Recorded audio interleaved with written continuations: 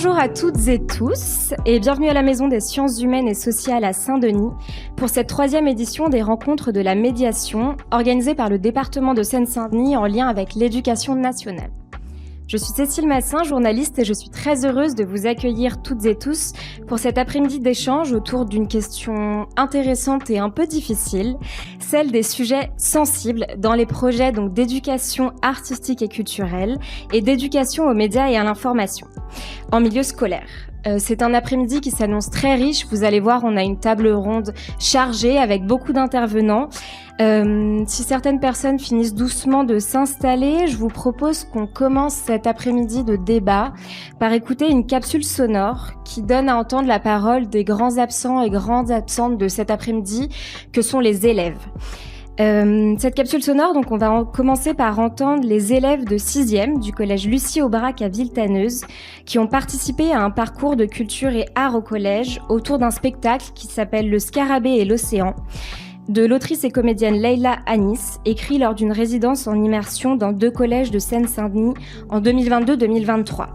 Ce parcours est porté par le théâtre Gérard Philippe, animé en classe par Leïla Anis, la metteuse en scène et comédienne Jade Herbulot et l'équipe enseignante, en particulier Marie Souloumiac. Je vous en dis pas plus, bonne écoute.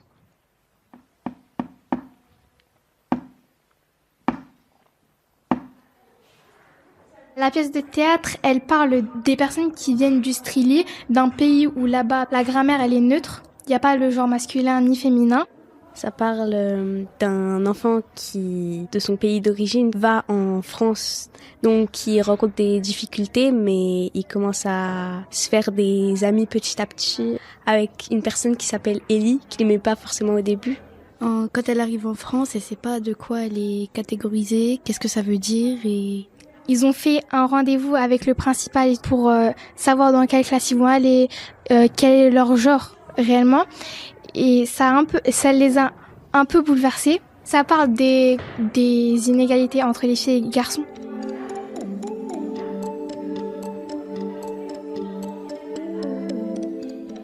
Quand Ellie a dit qu'il était trans, il y a beaucoup de gens qui étaient surpris et ils ont commencé à rire parce qu'ils n'ont pas vraiment l'habitude de voir ça dans des livres, tout comme moi. Et je pense que certains, ils connaissaient pas ce que ce mot voulait dire, mais au fur et à mesure, ils se sont habitués. Certaines scènes m'ont mis mal à l'aise, comme quand Ellie disait qu'il était transgenre, ça m'a fait très bizarre. C'était pas le mot, c'était le personnage. Comme il disait dans la pièce de changer d'avion à un autre, ça m'a fait beaucoup bizarre quand il le disait. Moi, ça m'avait surpris, surtout quand Nour disait que dans son pays, les genres masculins et féminins n'existaient pas. Je veux dire, comment on peut vivre dans un monde comme ça? Comment on pouvait reconnaître les personnes? Et surtout, qu'est-ce qu'il y avait écrit sur leur carnet de santé? C'est ça qui m'a fait réfléchir.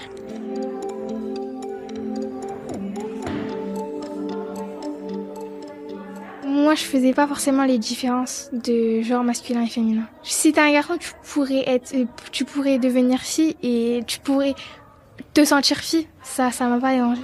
Vu que ça nous parle des personnes qui viennent d'un autre pays, qui arrivent dans un pays qu'ils ne connaissent pas forcément, ça m'a intéressée. Dans la pièce, quand Ellie disait oui, les garçons déjà ça doit être fort, même si t'as une grande sœur ou une petite sœur, tu dois la protéger quand même. Et c'est à ce moment-là qui m'a fait réfléchir pourquoi une fille protégerait pas sa grande sœur aussi. Et quand il a dit que les filles devaient faire de la danse et rien d'autre, c'est ce moment-là qui m'a marqué. Je veux dire, par exemple, moi j'avais beaucoup envie de faire du foot et on m'a dit t'es une fille, tu peux pas faire de foot.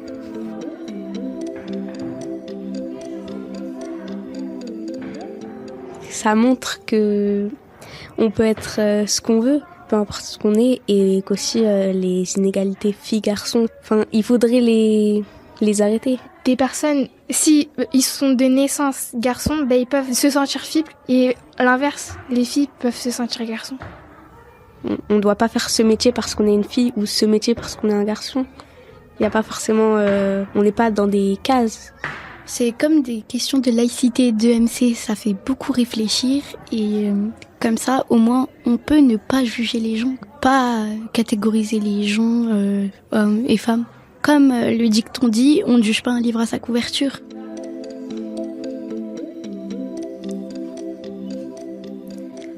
Comme vous le savez sûrement et comme vous venez d'ailleurs de l'entendre, les projets d'éducation artistique et culturelle et d'éducation aux médias et à l'information sont loin d'être pensés en vase clos à l'écart de l'agitation du monde.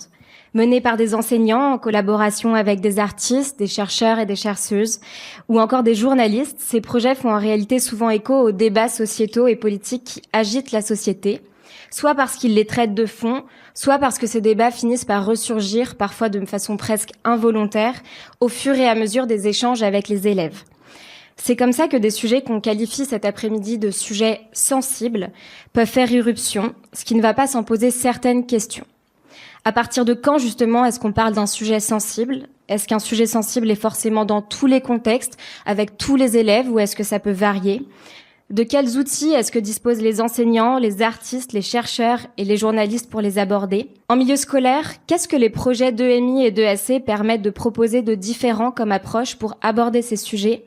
Quelles peuvent être les difficultés aussi qui se posent aux intervenants et comment les institutions accompagnent-elles le traitement de ces sujets sensibles dans le cadre de projets en milieu scolaire ?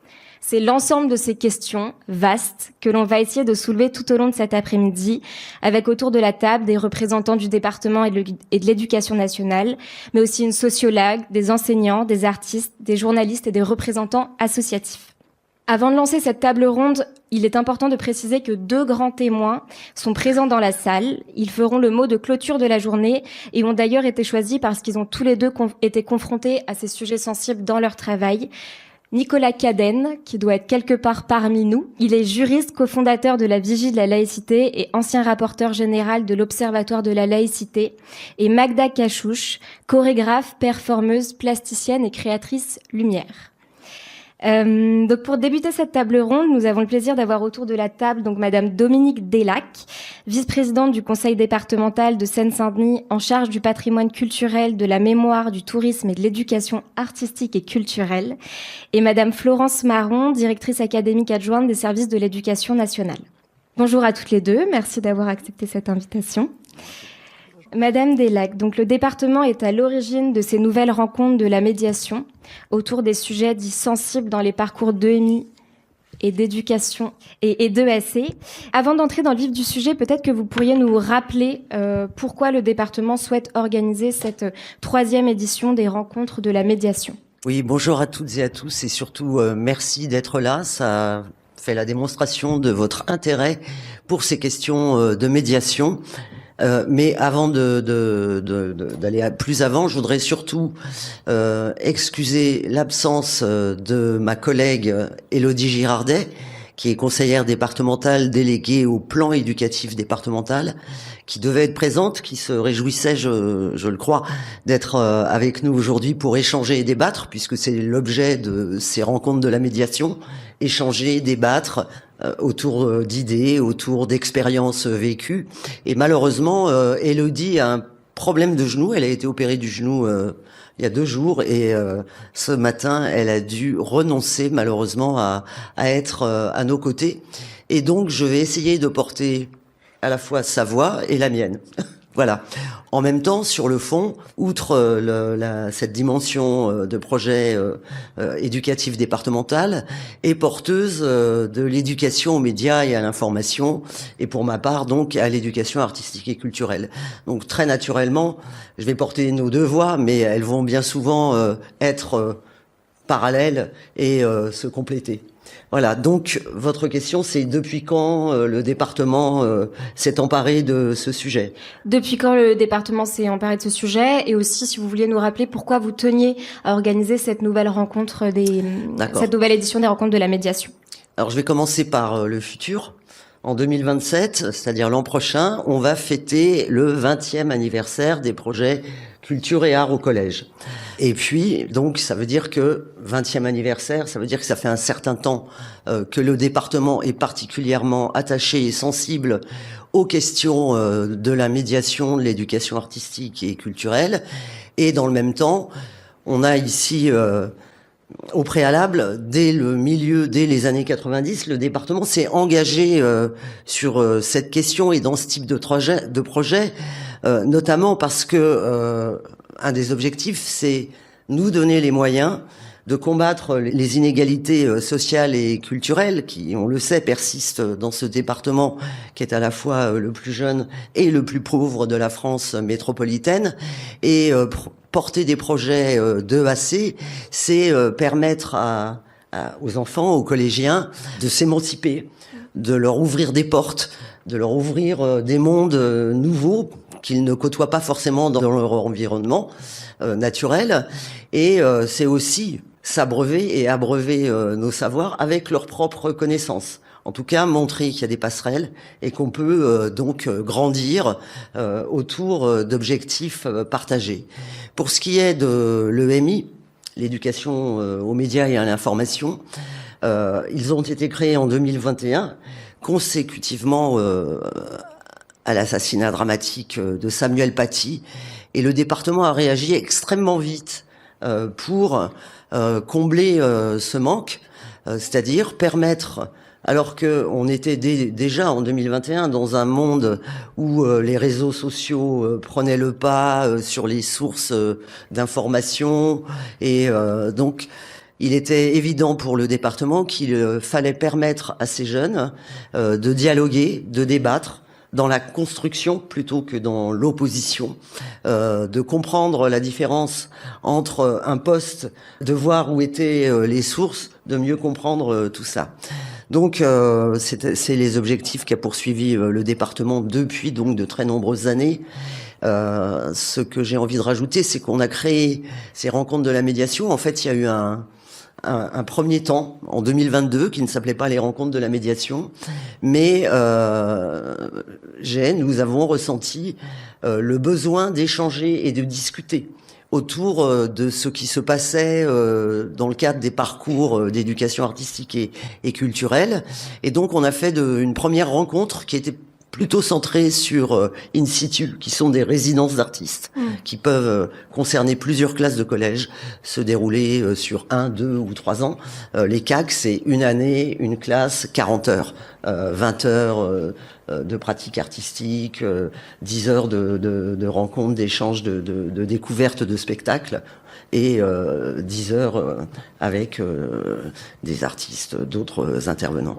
Donc cette mise en réseau, c'est le sens, c'est comment le collectif peut s'emparer de questions qui sont posées individuellement dans un cadre très précis, celui d'un parcours, qu'il s'agisse de littérature, d'œuvres cinématographiques, enfin bref, vaste panel des dimensions artistiques et culturelles, et également des questions d'information.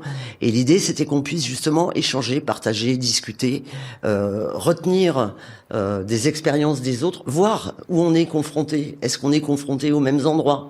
Est-ce que ça dépend, comme vous le disiez tout à l'heure, de la classe? Un projet qui va être porté dans une ville donnée, dans une classe, ça va pas être forcément le même résultat, le même projet dans une autre ville, dans une autre classe, ça dépend des enseignants. Donc réunir l'ensemble de ces partenaires, pour nous, c'était essentiel. Et à partir de cette première expérience de 2022, en 2023, ça a été les premières rencontres de la médiation autour justement de la question générale de la médiation. L'année dernière, on a parler des droits culturels, n'est-ce pas, Madame Marron? J'étais présente. Voilà. Et puis cette année, vous savez qu'en décembre 2025, on avait fêté le 120e anniversaire de la loi de séparation des églises et de l'État, et j'avais en tête l'idée qu'on parle de cette question de la laïcité comme principe et comme cadre agissant des questions qui peuvent être posées dans les classes, des questions qui peuvent être posées à la fois aux enseignants, à la fois aux équipes artistiques qui les accompagnent. Et puis j'ai bien entendu ce que me disaient les services.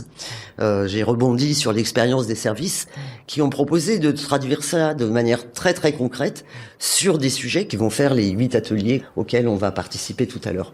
J'étais un peu longue, non ?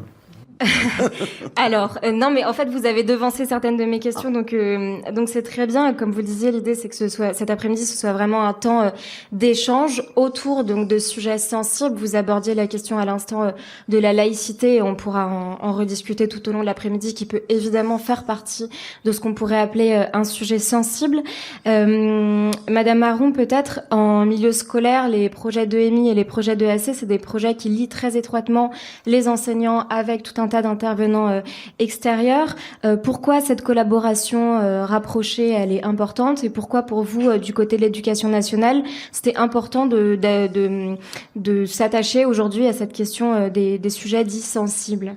Merci en tout cas de votre question. Donc je voulais juste faire le pendant de Madame Delac et indiquer à ceux peut-être qui ne connaissent pas notre organisation que je suis en charge plus particulièrement auprès de la directrice académique des missions d'éducation aux arts et à la culture, à l'EMI également, aux valeurs de la République, la laïcité. Je vous ferai l'économie du reste de mes missions départementales, mais de fait, effectivement, en tout cas, je me sens tout à fait bien à vos côtés pour parler de ces sujets, et je remercie de la même manière toutes celles et tous ceux qui ont réussi à libérer leur agenda pour participer à ces temps qui me semblent excessivement importants. Et j'étais effectivement l'an passé, puisque je venais d'arriver sur le territoire, en tout cas présente dans le cadre de cette réunion de médiation. Alors, ce qui nous intéresse aujourd'hui, et je voulais compléter et abonder dans le sens de Madame Delac, d'abord en appuyant vraiment sur la qualité, en tout cas que je vis depuis un an, de travail et du partenariat, de la relation partenariale que nous avons entre le conseil départemental et l'éducation nationale, quels que soient les niveaux d'intervenants et les services qui sont concernés. Et cela vraiment dans un esprit de mise à profit pour nos élèves de collège et pour les équipes pédagogiques. Donc ça, je tenais à le mettre en avant, et du coup à rappeler qu'effectivement c'est au cours de nos différents échanges, et notamment aussi en lien avec les 120 ans, vous le rappeliez Madame Delac, que nous avons fêté aussi au niveau du département en lien avec Monsieur le Préfet dans un contexte que nous avons voulu appeler depuis la maternelle jusqu'au lycée les 120 ans, 120 projets. Nous avons effectivement été amenés à réfléchir autour notamment du sujet qu'est la laïcité, avec nos référents laïcité et d'une formation renforcée en lien avec les nouveaux programmes sur le sujet. Et c'est assez naturellement finalement que dans nos échanges, il nous est apparu intéressant cette année d'aborder en tout cas ces thématiques pour permettre finalement à la fois à nos enseignants et aux intervenants extérieurs, dans le cadre de cette gestion de projet pédagogique, finalement, en lien avec l'EMI et l'EAC, de les faire monter en compétences, si l'on peut dire, sur ces thématiques, en attaquant l'angle, si l'on peut dire comme journalistique, des sujets sensibles. Et vous avez fait passer tout à l'heure un extrait qui faisait aussi pointer une autre thématique de l'égalité entre les filles et garçons, que j'ai aussi la chance et l'honneur de porter auprès de Madame la directrice académique. Je crois que c'est l'expérience qui nous montre que finalement les situations complexes, elles existent, voire même parfois elles créent des tensions assez fortes au sein des classes, au sein d'un collectif, au sein d'un collège, entre parfois des adultes et les élèves, et puis entre les élèves entre eux. Effectivement, ce type de projet peut, en tout cas, mener à ce type de complexité qui se pose ensuite à l'enseignant et à l'intervenant. Ce qui me conduit, en tout cas, à avoir œuvré avec tous ceux qui sont là aujourd'hui, tous nos intervenants, pour avoir vraiment souhaité ce temps d'échange. Je crois que l'objectif, c'est vraiment de pouvoir permettre aux adultes référents, enseignants et intervenants, de mieux anticiper finalement les questions et les situations de tension potentielle dans le cadre de la mise en œuvre de ce type de projet. Alors, mieux anticiper, mais pas seulement. Permettre en fait de mieux les désamorcer, ces situations et ces sujets. L'objectif, c'est quand même de maintenir un climat de classe qui soit serein, qui soit propice aux apprentissages, évidemment, voire même sécure, parce que voilà, on peut quand même avoir des situations très très tendues. Et au-delà de savoir les désamorcer, c'est finalement savoir transformer finalement, ou en tout cas savoir comment transformer ces tensions, ces situations évidemment complexes, en autant d'opportunités de pouvoir faire évidemment du débat, de pouvoir développer l'esprit critique et au final de faire de ces temps de véritables leviers d'émancipation pour nos élèves. Donc je crois que c'est ça dont il s'agit ici. Et puis peut-être ajouter aussi, parce que c'est pas toujours simple quand on est dans sa classe en tant qu'enseignant, même avec un intervenant, parfois on se sent seul. Et donc je le dis assez solennellement, je crois que face à des situations de tension en lien avec ces sujets sensibles qu'on approchera dans les définitions, je crois que ce qui est important, et je veux vraiment passer ce message, c'est que les uns et les autres que vous êtes ne devez pas rester seuls face à ces situations. Il y a évidemment d'abord des chefs d'établissement qui sont les premiers concernés et qui doivent être saisis en tout cas des situations. Et ensuite, il y a des référents en fonction des thématiques, notamment sur la laïcité, mais pas seulement. Et je crois qu'il ne faut pas hésiter, en tout cas s'il y a un sujet qu'on n'arrive pas à résoudre au sein d'une classe, à se tourner en tout cas vers les personnes qui vont pouvoir aussi vous aider à désamorcer. Un des objectifs était en tout cas cela. C'est super intéressant parce qu'effectivement, cette question de pas rester isolé quand on est un intervenant, qu'on soit enseignant ou intervenant extérieur, d'ailleurs, c'est une des approches qu'on va pouvoir avoir pour la suite de la table ronde, et ce qui me permet d'introduire peut-être notre nouvelle invitée. Madame Roland, je vous invite à venir nous rejoindre pendant que vous vous installez. Donc, je vais vous présenter donc Juliette Roland. Donc, Juliette, vous êtes sociologue spécialisée dans le patrimoine et la culture. Vous êtes basé, donc pas en Seine-Saint-Denis, mais en Auvergne-Rhône-Alpes, et vous avez travaillé sur la façon dont certains sujets sensibles peuvent faire irruption, non pas en milieu scolaire, mais au sein des musées. Et à la fois sur la façon dont ces sujets sensibles peuvent faire intrusion, mais aussi sur les conséquences que ça peut avoir pour les professionnels des musées. Donc on fait un pas de côté par rapport à notre sujet, et en même temps pas tellement, parce que si les musées ils rencontrent pas exactement les mêmes problématiques que les établissements scolaires, c'est dans les deux cas des institutions qui accueillent des publics scolaires dans une plus ou moins grande échelle, et c'est aussi des institutions qui ont vocation à transmettre des savoirs. Donc ce que je vous propose, c'est qu'on fasse ce petit détour par l'Auvergne-Rhône-Alpes pour essayer de mieux cerner notre sujet. Peut-être pour commencer, dans votre travail, donc vous avez dressé une liste des sujets sensibles qui peuvent faire irruption au musée. Peut-être que pour commencer, vous pourriez nous expliquer un peu avec quelle méthodologie vous avez réussi à dresser cette liste et quels sont les sujets sensibles qui, in fine, ont émergé de ce travail. Oui, c'est un travail qui est commandé par la Direction régionale des affaires culturelles Auvergne-Rhône-Alpes, par le service ethnologie, le dernier qui existe dans les services déconcentrés de l'État aujourd'hui, puisque les sciences sociales disparaissent des services de l'État, de manière générale. Je trouve que c'est pas le moment, mais bon.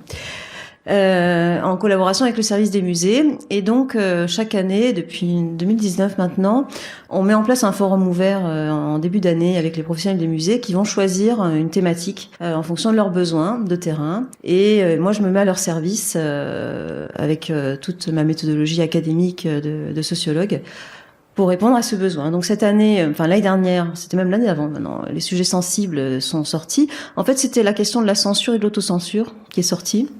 En réfléchissant au protocole, je me dis mais qu'est-ce que c'est que la censure, l'autocensure ? C'est assez compliqué en fait à observer, surtout l'autocensure qui peut être très souvent inconsciente. Et du coup, j'ai préféré partir sur la notion de sujet sensible. J'ai proposé une définition. Il y en a plein d'autres.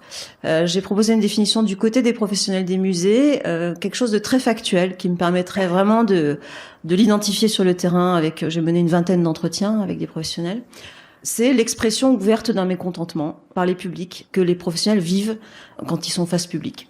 Ça peut être à propos d'une exposition, d'une œuvre, d'une programmation, ça peut être ça s'incarne dans une manifestation ou une œuvre ou même un cartel au sein des musées, et les professionnels font face à un mécontentement qui s'exprime soit dans un livre d'or, soit avec une dégradation des œuvres, ça c'est le pire des cas, un jet de soupe sur un tableau, sur les réseaux sociaux, ça peut parfois remonter jusqu'aux élus, etc. Donc c'est cette notion de sujet sensible que j'ai essayé d'identifier sur le terrain.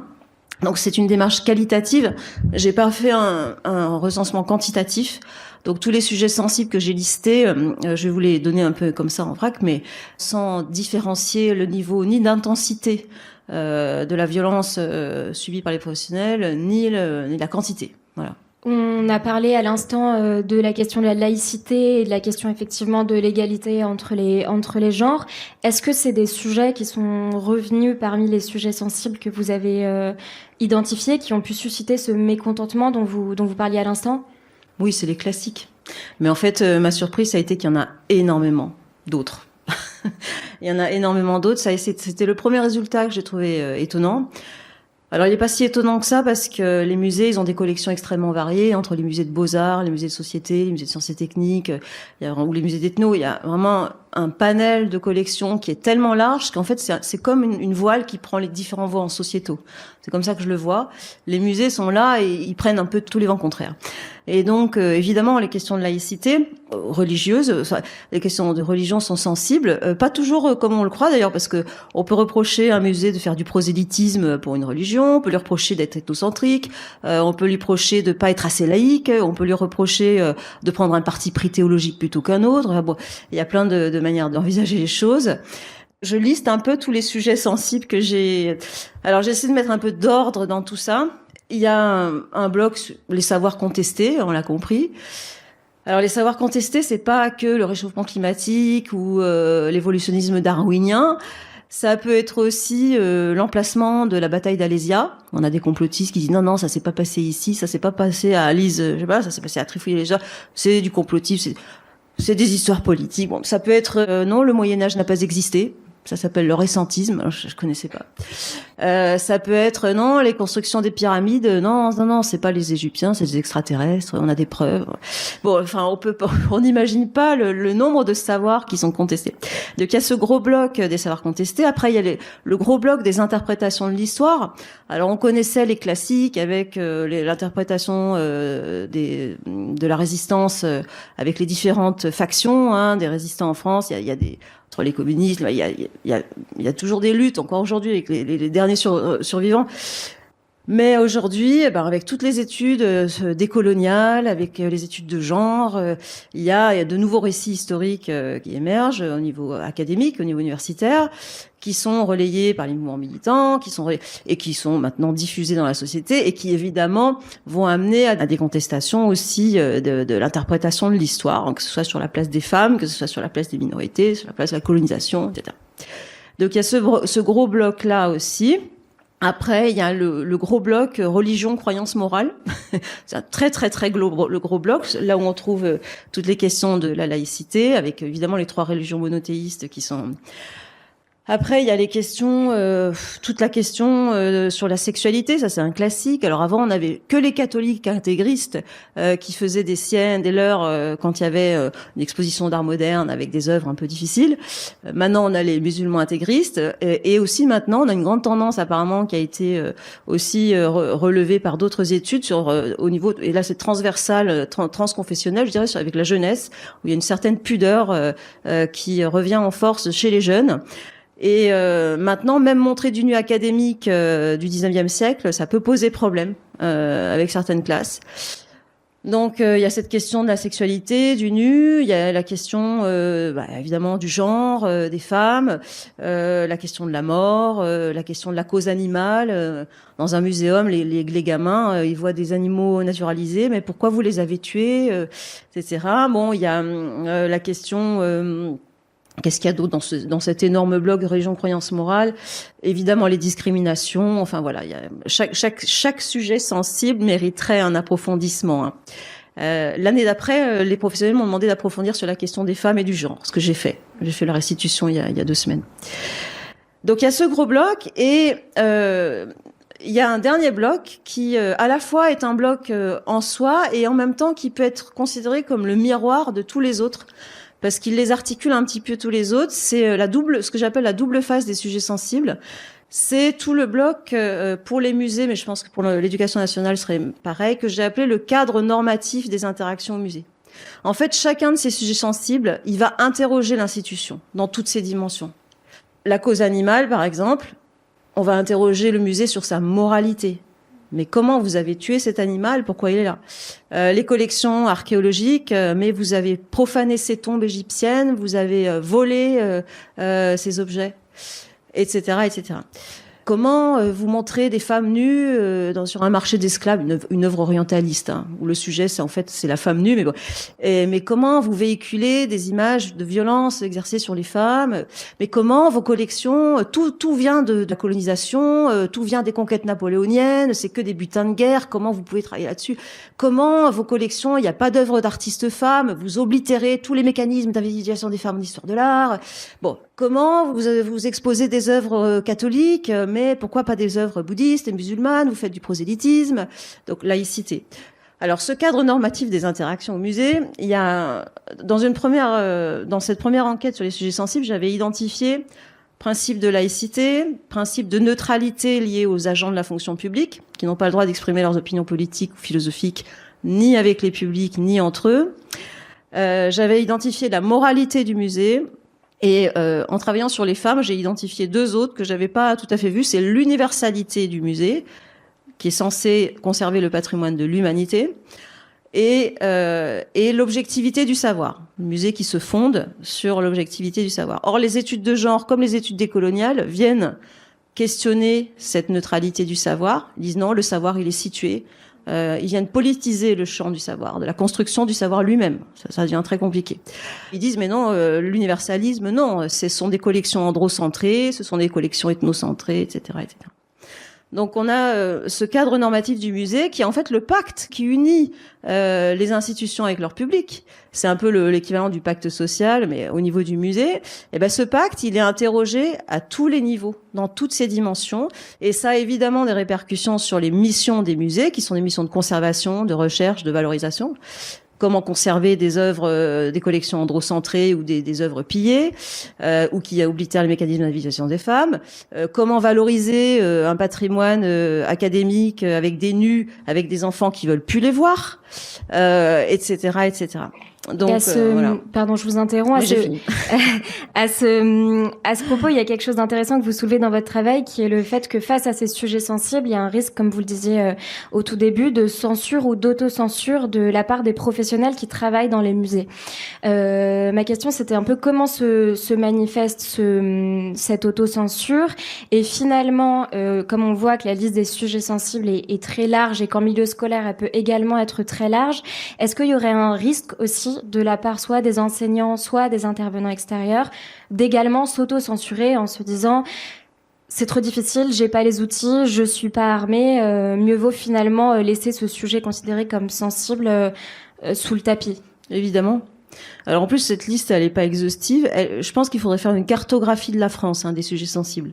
Parce que chaque territoire a ses sensibilités. En Haute-Savoie, parler de Napoléon, c'est très compliqué. En Bretagne, mettre un point d'interrogation après culture celte, ça peut être aussi très compliqué.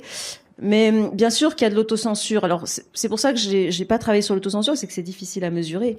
Mais si ce sujet a émergé parmi les professionnels du musée, c'est précisément qu'il y a un besoin de mettre en partage les pratiques, parce qu'on tout le monde est confronté à cette difficulté.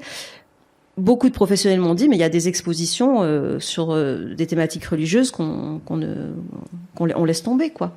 On laisse tomber, bien sûr.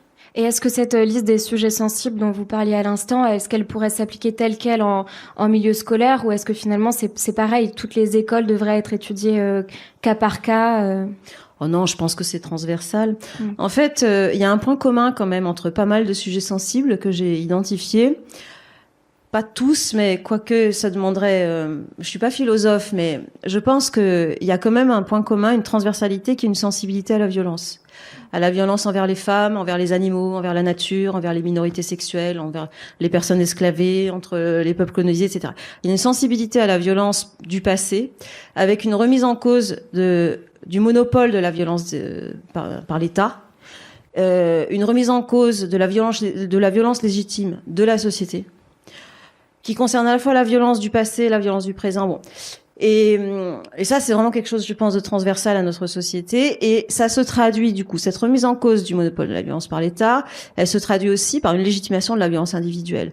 Et là, je lisais qu'il y a un rapport qui vient de sortir, je sais plus quelle délégation interministérielle, qui disait que 16% des agents de la fonction publique ont été confrontés eux-mêmes, en tant que personnes, à des actes de violence de la part des publics. Oui, cette question de la violence qui est... vous me demandiez, est-ce que tous les sujets sensibles sont une construction sociale dans la préparation de cet entretien? Et je vous disais, mais bon, évidemment, c'est une construction sociale. Je l'ai construit en tant que sociologue, d'autres personnes. Mais c'est surtout la manifestation d'une décomposition sociale. Décomposition, recomposition. Hein, mais voilà. Alors, sur ces paroles enthousiasmantes, j'ai l'impression que dans vos 3 interventions, il y a l'idée de mettre en commun les savoirs pour être mieux armés qui est beaucoup revenu. Malheureusement, on est un peu prise par le temps, donc je vous remercie toutes les 3 pour votre intervention, et on va peut-être pouvoir faire rentrer en plateau les personnes qui vont prendre la suite, si c'est bon pour chacune d'entre vous. Donc l'idée, ça va être justement d'essayer de voir concrètement comment se passent les projets d'éducation média à l'information et d'EAC en milieu scolaire, avec différents intervenants qui sont concernés par la problématique sur le terrain. Je vois que Madame Delac oui, allez-y si vous voulez un petit mot de la fin. Juste un petit mot, parce que ce que vient de dire Madame Roland est vraiment très intéressant, très interpellant, notamment sur la violence. Moi, j'ai envie de dire que les sujets dits sensibles sont en fait tous les sujets de société. Et que c'est les contradictions, vous parliez de violence, mais j'ai envie de dire c'est les contradictions qui sont à l'œuvre aujourd'hui dans la société qui forcément viennent percuter tous les projets, puisque comme vous le disiez, nos projets, nos parcours d'éducation artistique et culturelle, nos parcours d'éducation aux médias et à l'information, ils sont pas construits en vase clos, quoi. Et cette violence individuelle dont vous parlez, je pense que on arrive justement dans le cadre des parcours, en tout cas c'est l'objectif, dans le cadre des parcours EAC et EMI, à construire du dialogue dans le respect. Mais la violence, oui, elle est là. Donc forcément, il y a un reflet qui s'exprime. Bon, voilà. Peut-être juste, si vous me permettez, d'insister aussi sur un point qui est quand même important, c'est que nous avons un cadre, nous avons des programmes, nous avons des savoirs, des connaissances et des compétences à faire acquérir à nos élèves, à la fois de manière disciplinaire, mais aussi transdisciplinaire, ce qui est le cas de l'EMI par exemple. Et c'est ce qui est, vous l'avez dit, finalement un peu complexe. Et nous avons aussi finalement nos programmes qui sont nourris par des parcours éducatifs. Donc nous parlons du parcours d'éducation artistique et culturelle, mais il y a le parcours à venir avec justement l'ouverture par le biais des intervenants extérieurs sur des nouveaux métiers, en tout cas dans différentes sphères, que ce soit les médias, l'information, les arts et la culture. Mais nous avons aussi, et vous le savez, et ça a fait beaucoup polémique, un parcours d'éducation à la santé avec les nouveaux programmes EVARS, notamment sur bien sûr le second degré. Et la question, vous l'avez, et je vous en remercie, pointé du doigt, de l'autocensure. Elle est un vrai sujet pour nous parce que nous devons en tout cas être au rendez-vous de ce qui est attendu par la nation pour nos élèves, et parfois effectivement eh bien certaines situations en tout cas font réfléchir nos enseignants et les mettent en difficulté. Donc c'est pour ça que je le disais tout à l'heure, vraiment d'abord avoir toujours le réflexe de se retourner dans des situations complexes vers en tout cas des référents et prendre on va dire à la fois conseil et appui, et puis effectivement faire consensus et faire groupe sur ce qui en tout cas relève de notre mission publique. Eh ben, merci beaucoup pour ces précisions. Merci à toutes les 3. J'invite tous les intervenants finalement qui ne sont pas encore venus en plateau à s'installer.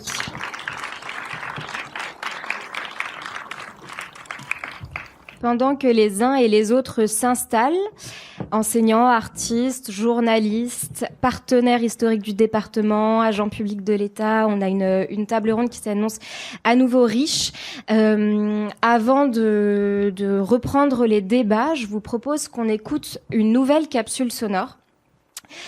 Qui donne à nouveau un temps de la parole des élèves. Donc cette fois, c'est une capsule sonore qui a été enregistrée avec des élèves de 5e du collège d'Oramar à Saint-Denis.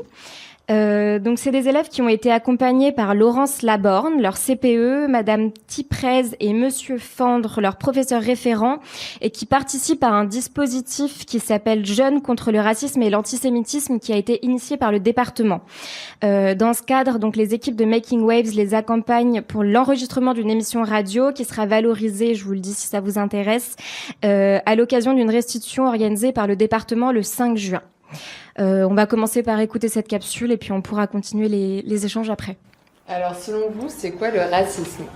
Pour moi, le racisme, c'est quand, par exemple, on se moque de son origine, de son apparence et sa couleur de peau.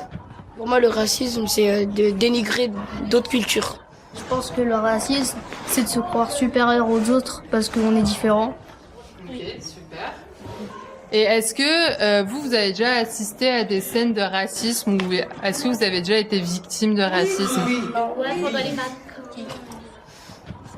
Un jour, je suis rentrée dans une épicerie, on m'a dit dégage, sale voleur. Pendant les vacances, j'étais sortie avec mes copines et là, on passait devant la maison d'une dame et elle nous a dit de dégager parce que vu qu'on était des enfants immigrés, qu'on devait retourner dans notre pays, après on lui a dit que c'était du racisme, elle nous a crié dessus, elle nous a menacé d'appeler la police. Ça c'est grave et les propos injurieux et racistes c'est puni par la loi. J'étais en cours, derrière mon dos ça me disait Pac, ça l'Indien. Moi, une fois, on jouait au foot. Il y a un monsieur qui a pris notre ballon. Après, il a crevé, il est rentré chez lui. Après, il a dit dégagez, bande de noirs. En gros, là, si je comprends bien, dans la classe, vous avez été une bonne partie d'entre vous qui a déjà été victime directe ou indirecte de racisme. Ouais. Moi, je sais pas si c'est raciste. En fait, j'étais pris dans un camping.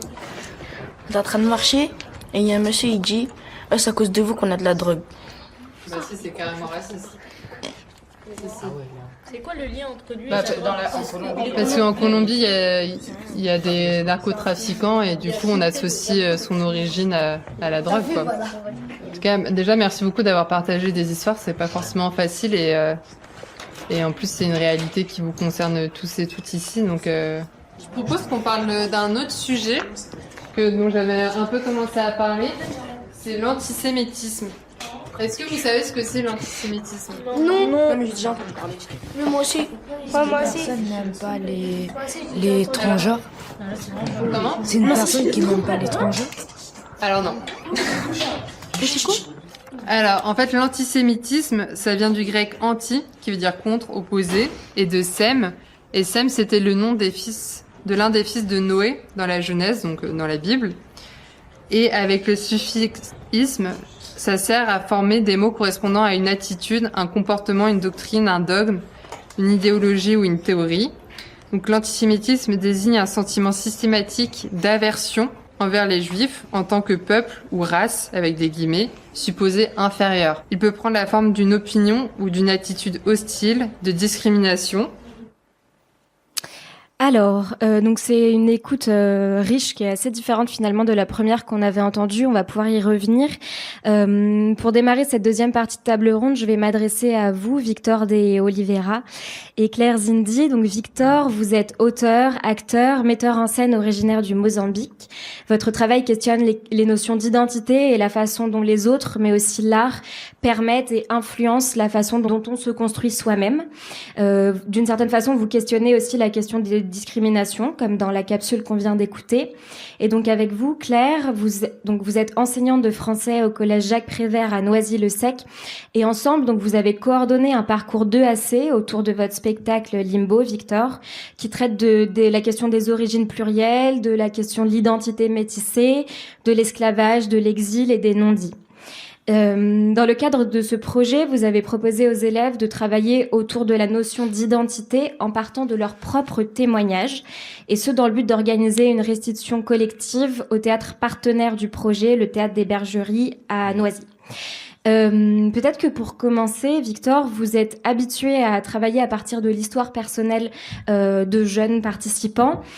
Est-ce que vous pourriez nous expliquer si pour vous, justement, est-ce que ça s'inscrit dans une forme de démarche autour d'un sujet sensible, cette question de la collecte de témoignages personnels? Et finalement, est-ce que ça vous a posé des difficultés particulières ou pas? Bonjour à tous et à toutes. Oui, effectivement, à partir du moment où on parle de soi, à partir du moment où on interroge donc ce parcours et on interroge ce qu'on appelle les origines et l'exil, enfin tous ces sujets liés à la colonisation et au parcours des exilés ou des immigrés, tout ça demande évidemment une grande écoute, une grande comment dire ça, un rapport et à soi et à l'histoire qui doit être assez clair. Donc du coup, à partir du moment où on travaille avec des jeunes élèves, où qu'ils ou elles soient, il faut tout d'abord une grande écoute, et ensuite essayer de voir comment mon expérience peut apporter quelque chose et comment ce que j'ai pu moi ressentir ou traverser en tant que dans mon enfance, adolescence, etc. Comment je peux m'appuyer sur ce vécu, m'appuyer sur mon travail d'artiste pour faire ressurgir d'eux et d'elles quelque chose qui peut être, enfin, non pas leur amener quelque chose, mais qui puisse être comme une source de partage, en fait, entre tous et toutes. Est-ce que justement, parmi ce qui peut ressortir à ce moment-là des élèves, est-ce qu'il y a des choses qui peuvent être considérées comme des sujets sensibles? Et puis peut-être, Claire, si vous voulez intervenir là-dessus aussi, Madame Marron parlait tout à l'heure du fait que l'éducation nationale pose un cadre. Est-ce que dans ce type de projet qui touche au témoignage intime d'élèves, quel cadre on pose, justement, face aux sujets sensibles qui peuvent émerger? Juste donc pour répondre avant de donner la parole à Claire, oui, c'est un sujet sensible si on parle d'un rapport sincère et intime et d'un partage du chemin de chacun et de chacune. Donc, à partir du moment où je vais à Noisy-le-Sec et je me retrouve avec donc une classe de 3e et que je pose la question à toute la classe donc sur leur famille et le parcours de leur famille et que je me rends compte qu'ils sont tous et toutes issus de l'immigration, donc et qui sont et je ne parle pas de leurs grands-parents, je parle de leurs parents. Tous et toutes ont des parents qui viennent de l'étranger. Donc à partir de ce moment-là, donc comment on se regarde, comment on est dans un rapport vraiment d'altérité, c'est-à-dire que regarder l'autre, l'accepter dans toute sa différence, l'accepter dans tout ce qu'il a de différent. Donc et ce travail-là, oui, c'est sensible parce que selon comment on accepte ou pas nos origines, selon la façon comment on vit ce qu'on pourrait appeler, ce mot qui est un peu difficile, notre propre intégration ou l'intégration de nos parents ou de nos grands-parents, selon la façon comment je me vois moi-même en tant que Français d'origine, c'est sensible parce que je peux ne pas savoir comment en parler, comment trouver les mots. C'est toute la question, c'est d'arriver à nommer. Et à cet âge-là, je pense que vous le savez mieux que moi, c'est très difficile de trouver les mots, d'arriver à poser les choses et à nommer. Et c'est là où le théâtre peut servir justement à faire en sorte que ces mots-là, M-O-T-S, que ces mots-là, ils puissent venir plus facilement peut-être, ou plus librement, ou plus joyeusement, parce qu'il y a ce chemin de la fiction ou du travail théâtral sur un plateau. Bonjour. Par rapport au cadre, je pense qu'il est posé conjointement en fait par à la fois l'éducation nationale, ou en tout cas, moi je sais que dans notre collège, on est attentif à ces questions-là, qu'on peut qualifier de sensibles, que ce soit par les sujets EVARS qui sont mis en œuvre sérieusement, on fait des semaines, enfin voilà, il y a beaucoup de travail de prévention, ou en tout cas on prend ces sujets à bras-le-corps. Et il y a des semaines dédiées aux échanges des cultures, etc. Enfin, on est plutôt formés dans mon équipe enseignante. Et après, je pense que c'est important de rappeler le cadre du projet dans lequel on a travaillé, qui était donc un projet CAC. Donc, c'est un cadre qui est très solide pour nous aussi, parce que du coup, on est en partenariat avec le Théâtre des Bergeries, donc c'est une structure partenaire.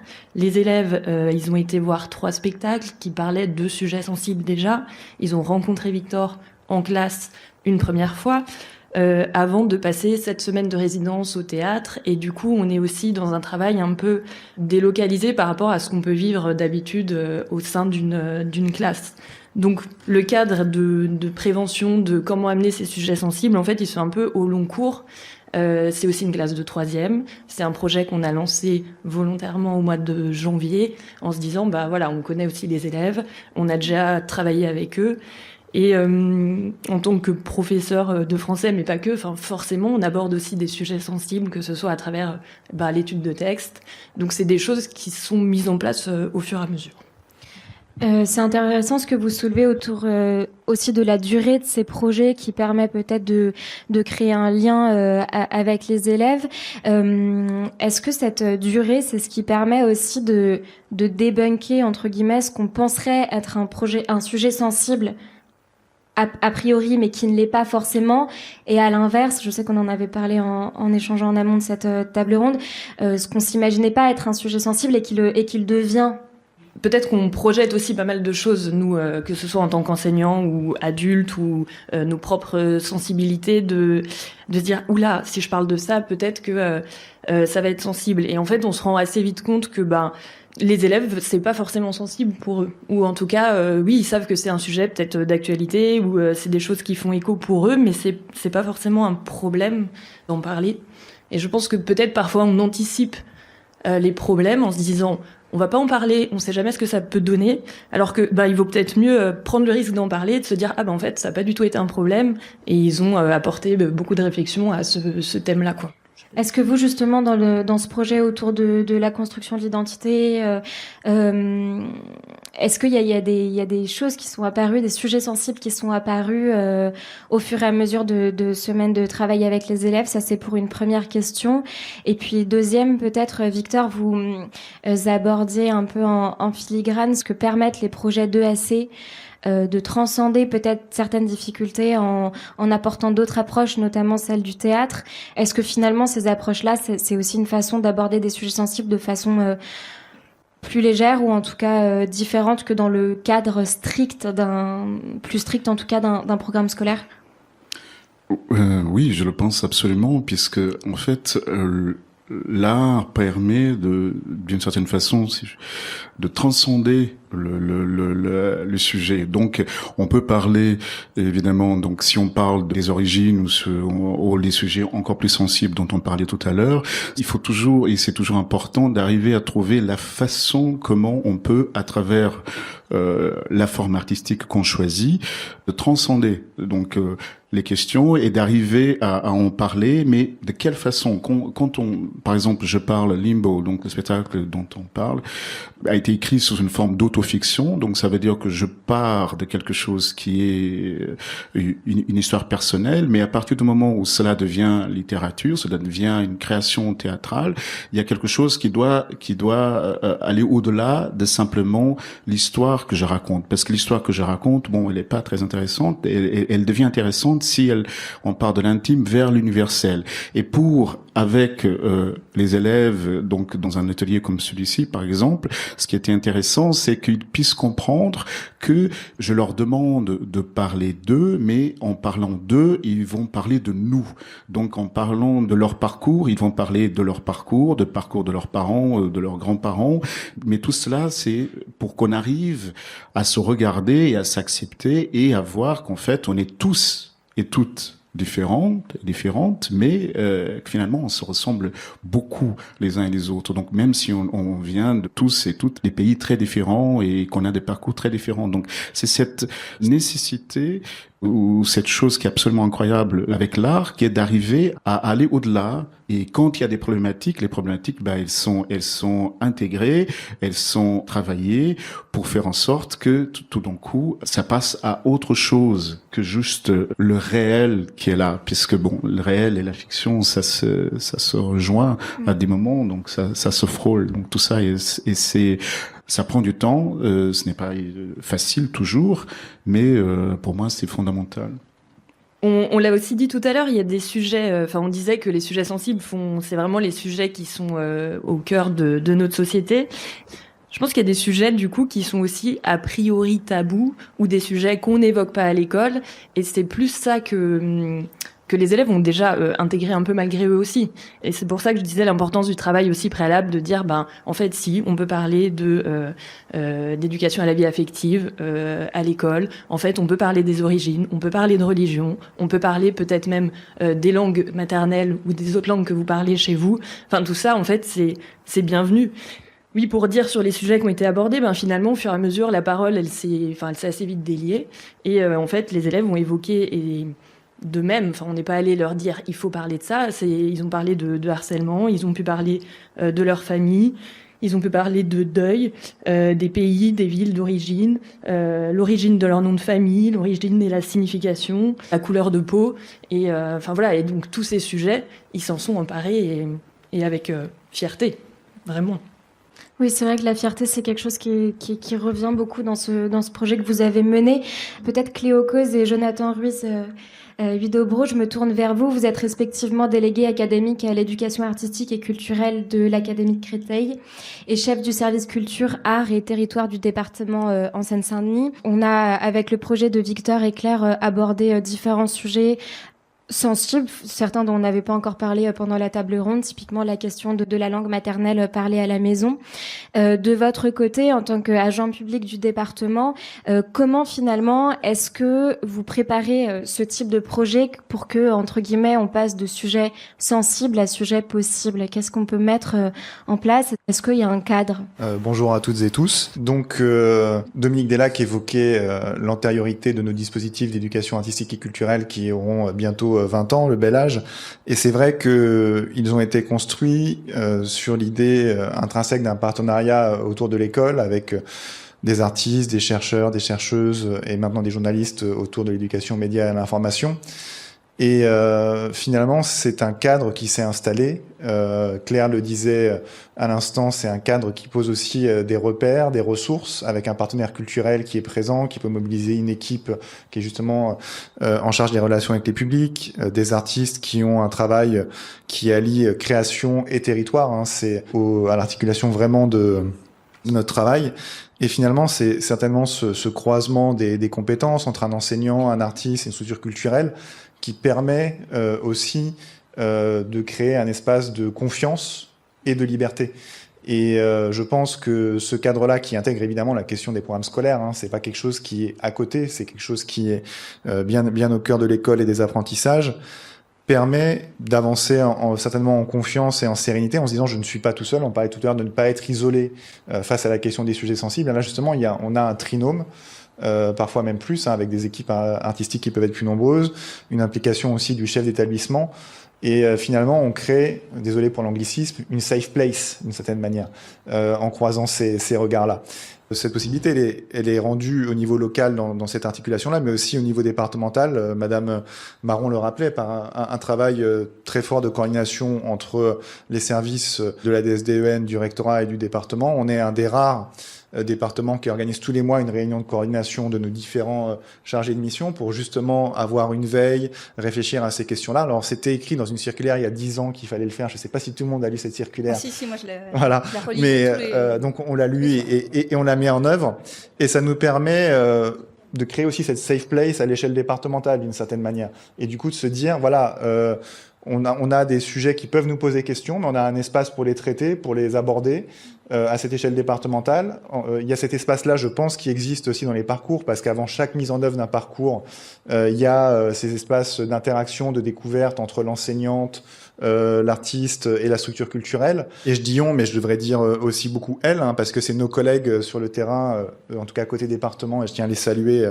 Donc vous les connaissez certainement, mais Marion, Thaïs, Sandrine et Elsa, qui travaillent ces questions-là, accompagnent aussi beaucoup en amont les projets.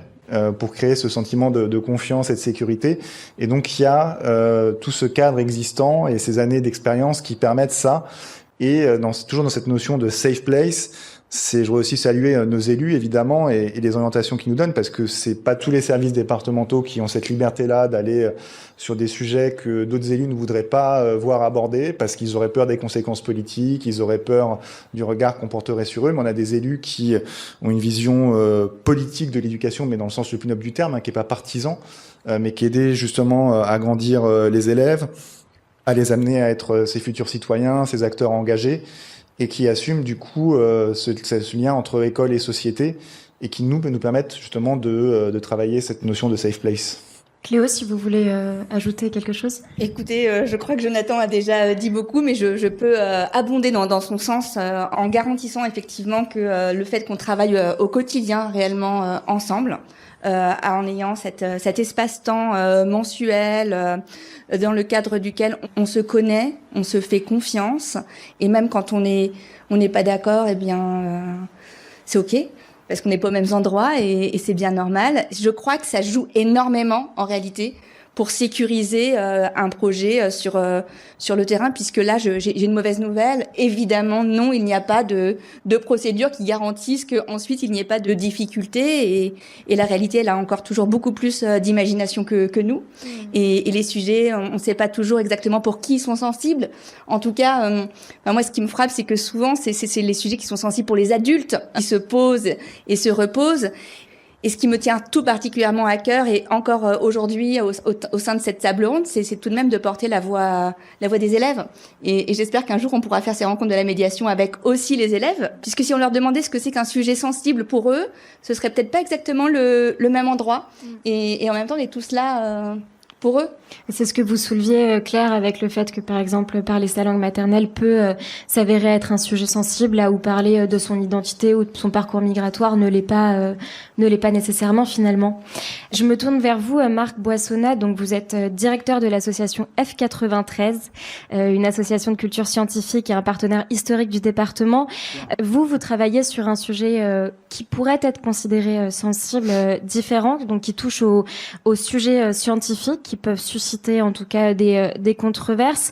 Je me demandais, dans le cadre de votre association, est-ce que vous prenez des précautions particulières pour éviter, entre guillemets, les sujets sensibles? Est-ce que vous réfléchissez à un cadre? Non, il n'y a pas, dans les questions que vous m'aviez envoyées, est-ce que vous évitez? Non, j'évite pas. Est-ce que vous prenez des précautions? Est-ce que vous accompagnez vos intervenants? Non. Alors peut-être effectivement, parce que chez les chercheurs avec lesquels on travaille, quelles que soient les disciplines, la question de la bagarre, la question du conflit, donc la question de la controverse, ils la connaissent parfaitement parce qu'elle est un des moteurs du travail de la recherche. C'est-à-dire que la notion de controverse, c'est pas quelque chose qui a été opposé par la société pour expliquer ce que c'était que la recherche, et les chercheurs ont dit non, c'est pas nous. On s'est entendu tous sur la question du fait que, alors, il y a un monsieur qui avait dit, suivez les controverses, suivez les acteurs, et vous comprendrez ce que c'est que la recherche. Et on a aussi, nous, dans la culture scientifique et éthique, fait cette chose-là. On ne fait pas systématiquement ça, on ne va pas renifler tous les sujets controversés, et quand vous travaillez avec un chercheur, tous les éléments ne sont pas controversés.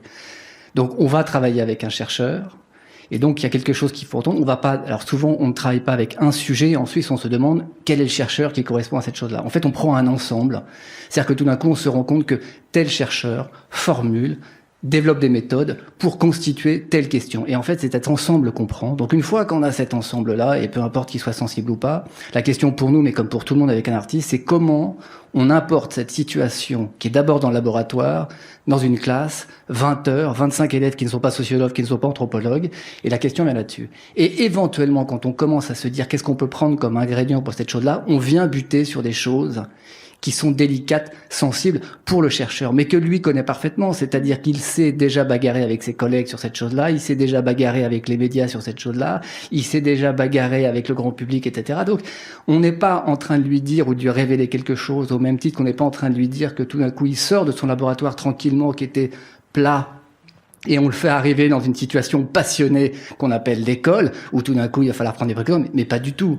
En fait, tout ça est parfaitement distribué, je pense qu'on est complètement d'accord, ça circule partout, et à un moment donné, donc la question, c'est de savoir un peu comme des petits chimistes, à quel moment et pour quelles raisons on fait rentrer cette chose-là. Donc, dans un projet où vous avez d'abord un chercheur qui vient défendre une question, alors je vais donner quelques exemples. On fait un projet sur la paix, qu'est-ce que c'est que la paix, où en est-on de la paix, comment acquérir la paix, et je tombe sur une chercheuse qui, elle, travaille sur tribunal international. Donc, c'est-à-dire qu'à un moment donné, des pays pensent qu'ils vont acquérir la paix ou on va pacifier en faisant que les criminels de ce même pays vont être jugés pour ces choses-là. Et elle travaille sur un aspect très très particulier qui sont les enfants soldats. Et elle m'explique de façon passionnée que les enfants soldats, pour qu'ils soient enrôlés, C'est terrible pour eux, violés, ils violent leur famille, pour pas qu'ils reviennent. Elle m'explique toutes ces choses-là, c'est absolument formidable. Donc la question pour moi, c'est comment je fais rentrer ce témoignage et la force et la qualité de cette chose-là, c'est-à-dire je maintiens mon projet sur la paix qui passe à un moment donné pour dire est-ce que l'opposé de la paix c'est la guerre, quel rôle un tribunal, etc., etc., etc. Et je me pose la question avec cette chercheuse de se dire comment en 2 heures je fais tenir cette chose-là. Donc est-ce que ça s'appelle traiter un sujet sensible, prendre des précautions, etc., etc.? Je sais pas. Je finirai sur l'anecdote que je vous donnais tout à l'heure. Je travaille en psychanalyse sur la question de l'inconscient et je tombe sur un lacanien. Je tire avec lui la question des désirs et tout, et il me dit, je vous rappelle la formule de Lacan, il n'existe pas de rapport sexuel. Donc je me dis, comment je fais rentrer ça dans une classe de 6e? Et pour lui, il n'y avait aucun problème. Vous savez, pas de rapport sexuel, homme castré, femme, la femme n'existe pas, c'est la mère, et donc un castré peut pas faire l'amour avec sa mère, il me fait ça avec une équation en 2 minutes. Je fais comment? Mais n'empêche que, à un moment donné, on est donc avec des chercheurs. Ce chercheur-là, donc c'est pas n'importe lequel, qui me tire quelque chose, et je me pose la question de le faire rentrer dans la classe, et à ce moment-là, on tire toute la bobine, c'est-à-dire est-ce que c'est sensible, c'est pas sensible, comment je fais tenir cette chose-là, la classe, est-ce que c'est des fous furieux? Non, ça marche pas, ça marche pas complètement comme ça. Dernier exemple, les enseignants, c'est-à-dire qu'à un moment donné, on est sur un projet de médias, on est sur un projet qui s'intéresse à la manière dont les journalistes courent des risques pour ramener de l'information. À un moment donné, Proche-Orient, conflit israélo-palestinien, on trouve un reporter au Monde qui est parti sur ces choses-là, qui à un moment donné peut témoigner très fortement de cette question, c'est-à-dire enrôler les risques pris d'aller dans ces territoires pour enquêter, ramener de l'information. Donc on tire ces trucs-là, c'est formidable. En même temps, elle est à la frontière entre Israël et Palestine. Donc on fait toute cette chose-là, on se dit est-ce qu'il faut faire cette chose? Et en fait, on a demandé aux enseignants. C'est-à-dire que tout d'un coup, les enseignants, en fait, ils ont fait jouer un autre type de savoir que nous, on n'a pas, c'est comment fonctionne ma classe. C'est pas risque par risque, non, c'est beaucoup plus précis et c'est beaucoup plus intéressant pour chacun. Nous, on vous garantit un type de profil avec un type de témoignage. Ce type de témoignage s'insère dans un projet qui s'appelle la question des risques. Donc on met tout ça, petit chimiste, et on vient vous voir, vous enseignants, pour vous dire à un moment donné, est-ce que vous pensez que ça tient? Et il se trouve qu'ils nous disent oui, mais ils auraient pu, j'arrête là-dessus, charger la question en disant il est super votre intervenant, je comprends bien où est-ce que ça marche et tout, mais on rajoute un critère que vous n'avez pas vu, je dis n'importe quoi, il se trouve que la semaine dernière j'ai eu un problème avec cette classe donc je fais pas. C'est son droit. Non, mais c'est intéressant parce que vous soulevez aussi la question de la collaboration étroite entre intervenants extérieurs et enseignants. J'ai l'impression que c'est ce qu'on a commencé à aborder autour du sujet de la mémoire et qu'on va continuer d'aborder avec nos dernières intervenantes qui ont travaillé autour d'un projet donc EVARS, éducation à la vie affective, relationnelle et sexuelle. Avant de vous donner la parole, Louise Bartlett et Juliette Goursat, je vous propose qu'on écoute une dernière capsule sonore. Donc elle a été, comme la toute première capsule qu'on a écoutée en début de table ronde, elle a été réalisée dans le cadre du parcours Culture et Art au collège auquel participent les élèves de 6e du collège Lucie Aubrac à Villetaneuse. On a entendu les élèves en début de table ronde. Cette fois, on va entendre la parole des encadrantes du projet. Donc Leïla Anis, autrice et comédienne, et Jade Herbulot, qui était metteuse en scène et comédienne sur le projet.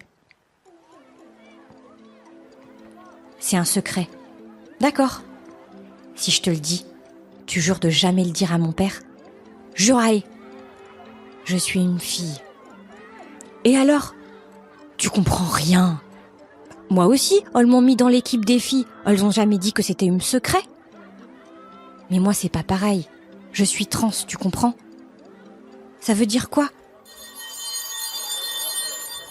Je m'appelle Leïla Anis, je suis comédienne et autrice de textes de théâtre. Cette pièce de théâtre-là, vraisemblablement, n'a jamais laissé les jeunes dans une forme d'indifférence, mais au contraire. Parfois, ça venait heurter finalement un système de pensée assez figé qu'ils avaient, et c'était l'occasion donc de pouvoir beaucoup échanger avec elles et eux. Il y a également eu tout un tas de moments consacrés à la réflexion, au débat, à l'apport de documentation de ma part, d'extraits de documentaires, pour pouvoir se parler de la façon dont une discrimination se forme au départ. Ce qu'on a fait ensemble aussi, c'est 2 séances d'ateliers d'écriture pendant lesquelles les élèves ont pu expérimenter à leur tour l'écriture de scènes qui pourraient avoir eu lieu dans la pièce, mais qui n'existaient pas dans la pièce telle qu'elle est écrite. Et quand vous voulez. Ah, je t'avais dit qu'il y avait 2 équipes, une équipe de filles pour la danse et une équipe de garçons pour le rugby. Oui, c'est vrai, mais pourquoi les filles sont dans une équipe de danse et pas les garçons? Et pourquoi moi je suis dans une équipe de rugby et pas dans l'équipe de danse? Et si moi j'ai envie d'être dans l'équipe de danse, on fait comment? Allez, super, vous pouvez démiser votre installation. Je m'appelle Jader Bulot, je suis metteuse en scène, autrice et comédienne. Aussi, en tant que praticienne de théâtre, la pédagogie, elle passe par le corps.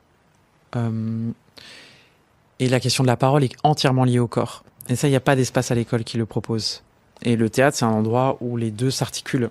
Et puis, c'est aussi un très grand exercice d'empathie, le théâtre. Puisque quand on doit, si on prend une pièce, qu'on doit jouer un personnage, comment est-ce qu'on rentre dans le point de vue de l'autre? Comment est-ce qu'on essaye? Comment est-ce qu'on défend le point de vue de l'autre, même si c'est pas son propre point de vue? Aussi, en permanence, faire l'exercice de l'empathie et faire l'exercice de l'altérité. Peut-être qu'ils saisissent pas forcément ou qu'ils n'ont pas envie d'en parler, les questions plus spécifiques de genre, mais qu'en revanche, à l'endroit de l'égalité homme-femme, le sujet et les thèmes du spectacle les ont touchés. Et que aussi ils ont un appui, ils ont des appuis argumentatifs ou un appui concret pour penser ces questions-là, puisqu'elles ont été mises en fiction et qu'ils ont aussi pu se positionner par rapport à une fiction et à des personnages. Donc si ça a un écho ensuite dans la vie réelle, ça veut dire que on a gagné en partie. Louise Bartlet, je me tourne vers vous. Donc, vous êtes journaliste et intervenante en éducation aux médias et à l'information, spécialisée sur les questions de santé sexuelle, et donc avec l'association Citoyenneté Jeunesse. Comme dans la capsule sonore qu'on vient d'entendre, vous avez vous aussi travaillé autour des questions de genre, en menant un projet sur les VARS au collège Pablo Neruda à Pierrefitte, aux côtés de vous, Juliette Goursat, qui est enseignante de français au sein de l'établissement. L'objectif était de sensibiliser les jeunes au journalisme tout en créant avec elles et eux un journal autour des questions d'intimité. Pour commencer, je voulais vous poser la même question qu'à Victor de Oliveira et Claire Zindi, qui était finalement, diriez-vous que la santé sexuelle de prime abord fait partie des sujets sensibles? Et est-ce que cette notion de sujet sensible, chez vous, elle résonne? Alors apparemment oui, c'est un sujet sensible pour pas mal d'adultes. Ça a l'air de poser problème. Après, par rapport aux élèves, non. J'ai trouvé qu'on a pu l'aborder de manière assez simple. Moi, j'ai l'avantage de travailler sur le sujet de la sexualité depuis longtemps, donc c'est un sujet sur lequel j'ai pu me sentir à l'aise grâce aux collaborateurs, aux personnes que j'ai rencontrées.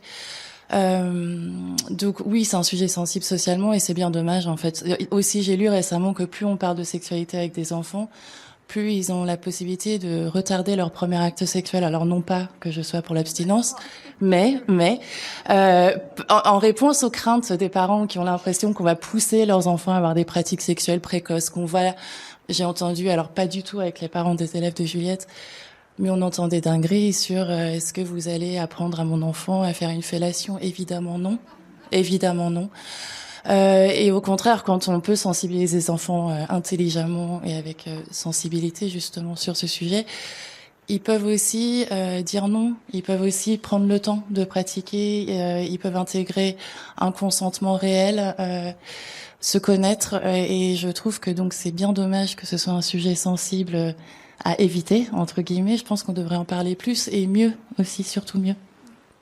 Juliette, en tant qu'enseignante, est-ce que pour vous c'était un sujet sensible de prime abord, et est-ce que quand on travaille sur un sujet comme ça, on pose un cadre différent que quand on travaille sur d'autres sujets, ou finalement c'est le même rapport aux élèves? Alors, c'était pas vraiment un sujet sensible dans la mesure où on a toute une culture d'établissement en lien avec les VARS. Donc, je dois dire qu'avec mes collègues, on s'est vraiment nourris les uns les autres sur ces questions-là. Ça reste quand même effectivement un sujet sensible dans la mesure où on n'en parle pas beaucoup. Ça, c'est un vrai sujet. Effectivement, je rejoins ce que tu dis. Plus on en parle, en fait, plus on se rend compte que c'est facile d'en parler. Et le problème de l'EVAR, c'est qu'il n'y a pas vraiment d'horizon d'attente. Les élèves, les parents et même parfois les acteurs de la communauté éducative ont du mal à se représenter ce que c'est que les VARS. Donc il y a tout un travail à faire là-dessus, un travail de représentation. Comme ce que tu disais. Et par ailleurs, le cadre, on l'a fixé ensemble avec Nina et Louise. Je me serais pas vue, moi, animer des séances d'EVARS toute seule. Et je dois dire que Louise a fait vraiment un travail remarquable dans, justement, l'instauration du cadre, qui a au début d'ailleurs beaucoup heurté les élèves. Ça, c'était intéressant comme expérience. Donc, c'est pas tant le sujet en fait, qui les a heurtés, c'est vraiment l'instauration de ce cadre, un cadre dans lequel, on suspend son jugement, on ne s'invective pas. Voilà, donc c'était ça, j'ai trouvé que c'était vraiment intéressant. On s'écoute les uns les autres et non, on peut pas couper la parole sauvagement. On a le droit de pas être d'accord, on doit argumenter pourquoi on n'est pas d'accord. Et aussi, je les ai beaucoup encouragés à s'exprimer. C'est d'ailleurs ça qui les a le plus gonflés, je pense. Ils auraient bien aimé qu'on les laisse tranquilles, au moins au début. Mais voilà, les ateliers étaient basés sur la participation, donc créer un cadre propice à la participation, donc des règles du jeu. On s'écoute, on se respecte, on peut ne pas être d'accord, on a le droit de pas savoir. J'en oublie quelques-uns. C'est vrai que le cadre était assez... j'avais l'impression de tenir les rênes un peu plus fortement que pour des ateliers précédents que j'ai pu faire. Je crois qu'au fond, l'idée, c'était de rassurer les élèves aussi. C'était de se dire que... oui, on va parler de sujets qui peuvent peut-être faire un peu flipper, mettre un peu mal à l'aise. Notamment, il y a eu le sujet de la pornographie, parce que j'ai utilisé des documents de Santé publique France, que la pornographie y est mentionnée, et qu'il semblerait que pas mal de gamins aient malheureusement accès à la pornographie par le biais de leur téléphone, assez simplement. Donc il fallait aborder ce sujet. Et je me disais, pour qu'ils puissent aborder ces sujets-là, il fallait le faire par le biais de l'information, évidemment pas par l'expérience personnelle. L'idée, c'était pas de parler d'eux, mais de donner des informations, chercher, vérifier des informations, dans l'optique de transmettre ces informations par le biais d'un petit journal qu'on a aujourd'hui, qu'on a juste reçu aujourd'hui. Et donc ça, c'était posé très clairement. Vous allez chercher des informations à partir des questions que vous vous posez. Nous allons vous accompagner et on va transmettre ces informations, les rendre transmissibles à des pairs PAIRS. Vous parliez de ce cadre que vous avez posé de façon assez claire. Est-ce que même une fois qu'on pose ce cadre dans des sujets qui touchent à l'EVARS, est-ce qu'il y a la crainte quand même à un moment qu'il y ait des choses difficiles qui remontent de la part de certains élèves sur ces thématiques et de pas savoir les gérer, ou en tout cas de pas toujours savoir très bien distinguer le rôle d'un enseignant ou d'un intervenant et celui d'un psy, voire d'un travailleur social?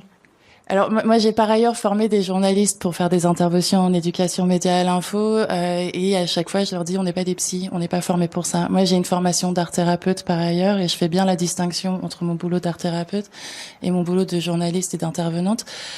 Quand il y a des propos, c'est rare, franchement pour moi ça a été assez rare. Mais quand des fois des élèves ont glissé une info, mais c'est surtout un silence en fait qu'on va relever, c'est plus ça, on va sentir que l'élève est un peu absent. Moi, j'en parle à l'équipe, j'en parle à Juliette. Je passe le relais aux personnes qui côtoient ces élèves-là au quotidien, qui ont un support pédagogique, une équipe autour. Je pense que c'est important de pas faire intrusion, et je pense que c'est important de pas aller ouvrir des portes quand on pourra pas accompagner l'élève, l'enfant, de manière adéquate par la suite. Et je dois dire qu'on est plutôt bien lotis dans notre collège parce qu'on a une psychologue, on a une assistante sociale, on a une infirmière. Donc moi, par ailleurs, ça m'est déjà arrivé en dehors des projets, oui. Et donc, j'ai pu faire remonter des informations facilement. Mais encore une fois, on est vraiment très, très bien lotis. Vous abordiez toutes les deux rapidement la question des familles et de finalement ce qu'elles-mêmes peuvent projeter comme étant un sujet sensible sur ce type de thématique. Vous, est-ce que vous avez eu un rapport aux familles pendant ce projet-là? Est-ce que ça a pu poser des difficultés? Et si oui, comment est-ce que vous avez réagi finalement? Oui, donc c'est vrai que j'ai remarqué que les élèves, contrairement au projet précédent, n'avaient pas beaucoup parlé du projet auprès de leur famille.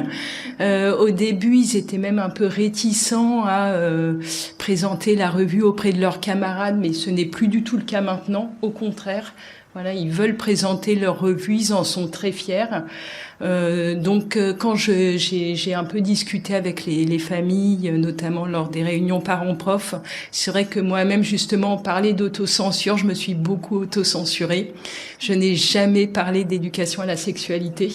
Je n'ai jamais parlé de santé sexuelle. J'ai dit qu'on avait produit une revue autour du corps, de l'égalité filles-garçons. Enfin bon, voilà, j'ai utilisé tout un nombre de périphrases, de circonvolutions pour ne pas nommer la sexualité, alors même que les parents étaient très très réceptifs en fait. Enfin, et même certains parents m'ont laissé entendre que ça les arrangeait. Enfin, finalement, c'était quelque chose qu'ils n'auraient pas à faire. Je sais que certaines familles, par exemple, sont très religieuses. Donc là aussi, je me dis, mais est-ce que je vais pas les heurter? Enfin, parce que le problème aussi, c'est que les parents n'ont pas d'horizon d'attente. Donc, éducation à la sexualité, mais qu'est-ce que ça signifie? Je pense que ça, en fait, c'est des mots qu'on peut utiliser a posteriori. Voilà la revue qu'on a faite. Voilà, effectivement, là, il est question de sexualité. Mais je trouve que leur présenter des mots, des noms, sans qu'ils puissent vraiment savoir ce qu'on y met, en fait, c'est ça qui est très très compliqué. Encore une fois, plus on mènera des projets comme cela, plus on en parlera, et bien plus on pourra en parler librement avec les parents et ça ne posera à terme, je l'espère, plus aucun problème. Je voudrais juste ajouter un détail parce que dans ce journal, l'idée c'était que les élèves, on a posé un cadre, on a donné de la documentation, il y avait des sujets préétablis en quelque sorte. Finalement, les élèves, on proposé aux élèves de choisir les sujets sur lesquels ils voulaient écrire. Et ils ont beaucoup écrit sur la relation. Moi, j'ai trouvé ça passionnant. En fait, on avait un peu sur la puberté, beaucoup sur la relation. Il y a eu un article sur le consentement, mais qui là aussi était beaucoup fondé sur la relation, qui permet de dire oui, qui permet de dire non. Très très peu sur la sexualité en tant qu'acte, très peu sur le coït et ses déclinaisons. Et je trouvais que c'était assez puissant parce que finalement ça peut revenir à l'essentiel. C'est quoi la sexualité? C'est un partage d'un moment physique avec une ou plusieurs personnes, mais en tout cas c'est un lien. Peut-être ça peut aider aussi à avoir moins peur d'aborder ces sujets. Si on revient sur l'essence même de la relation à soi, parce qu'il y a aussi ça qu'ils ont abordé, la relation à soi-même et la relation à autrui, que ce soit famille, amis ou amoureux potentiel. Et c'est une partie vachement importante, en fait, de la vie affective et donc sexuelle. Et c'est pas forcément, quand on s'imagine un journal sur des thématiques EVARS, on penserait pas forcément de prime abord que les sujets sont là-dessus, alors que vous, c'est ce qui est ressorti. J'ai l'impression de ça. Après, moi, je me présente pas en experte EVARS. Moi, je suis journaliste généraliste et j'interviens sur tout un tas de thématiques. Il se trouve que je travaille un peu plus sur la santé sexuelle. Donc, honnêtement, je saurais pas dire ce que c'est qu'un journal EVARS typique. Oui. Cléo, Jonathan, est-ce que vous voulez ajouter un mot de la fin, comme on arrive en conclusion de la table ronde Les sujets sensibles sont pas toujours ceux que vous croyez, donc n'hésitez pas et sachez que vous pouvez compter sur nous à tout moment, parce qu'on a vraiment à cœur que vous sentiez suffisamment sécure pour que ensuite les élèves puissent bénéficier d'une safe place, comme disait Jonathan. Et peut-être si on pouvait effectivement finir en interrogeant le terme de sujet sensible, mais en se disant que les sujets sensibles, ce sont les sujets de ces projets, donc les élèves, et aussi les intervenants, les enseignants, et d'être attentif à la sensibilité de chacun, la sensibilité de chacune.